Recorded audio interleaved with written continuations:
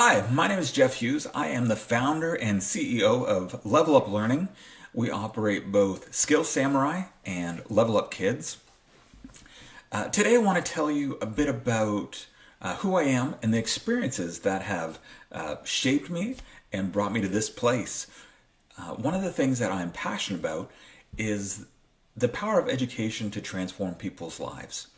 My mom's family immigrated to Canada when she was a teenager, and somehow in that transition between countries, nobody noticed that she didn't know how to read or write. She graduated from high school and she was functionally illiterate. I remember in kindergarten and grade one, as I was learning to read, I started helping my mom and teaching her how to read using flashcards. My mom's a very street smart woman. She showed me how to hustle and make money wherever she could, but not knowing how to read really hampered what she could do in life. Eventually, while I was in high school, she went back to high school and she regraduated just before I did, which was great for her. When I was around 8 years old, my dad got sick, and 40 years later, he still is. He spent most of my childhood in the hospital, and my mom was often there with him. My parents went bankrupt and lost everything except this fake fireplace that weighed like 500 pounds, and we had to lug it from house to house. We were living on government assistance and government housing and getting our food from food banks, and I hated it.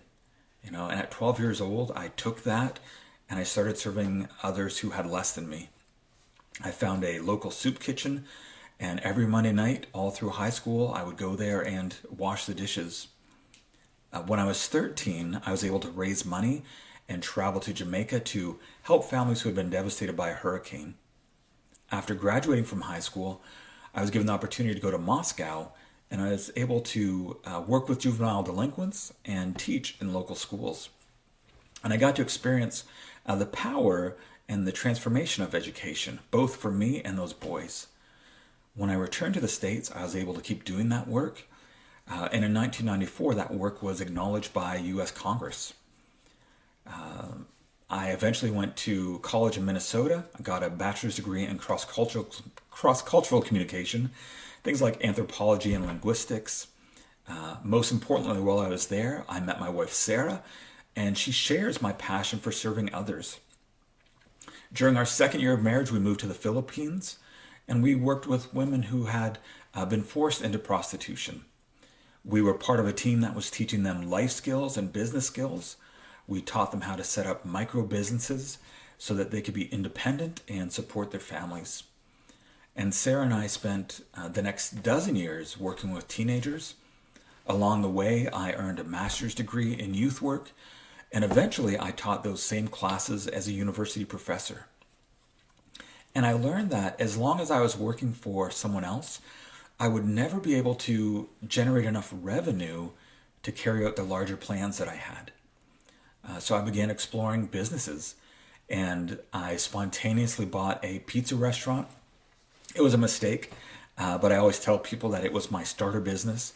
It was my MBA program. I had no experience, and I screwed up a lot. I'll save those stories for another video. I also learned a lot. Within a year, I was one of the top 3 pizza chefs in Canada, and we had raving fans. 8 years after it closed, people still talk to me about that restaurant and how much they miss it. That business led me to a job as a franchise coach. I knew that I wanted to create a franchisable business, and I found the one company in my city that was franchising. They loved what I did with the pizza restaurant, and they hired me because of it. At the time, they had over 100 locations, and I helped with the onboarding, training, and ongoing coaching of over 40 franchisees. My favorite part was brainstorming, planning, and marketing with them. And it was around the fall of 2014 that I started teaching myself computer programming. I'll be honest, I realized quickly that I was not cut out to be a full-time computer programmer. But through that process, I became aware of the critical need in our schools to enhance education by offering computer programming classes.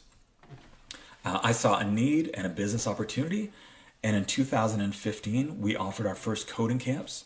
They sold out in 2 weeks, And in many cases, they sold out in cities before I even had a location booked. In year 2, we doubled. Year 3, we doubled again. And then I was running year-round classes with over 100 students a week. And I was running summer camps in 13 cities with hundreds of students every week. And this was the birth of this company. The franchise company that I worked with, they supported me, and they still do. They helped me set up and design this company.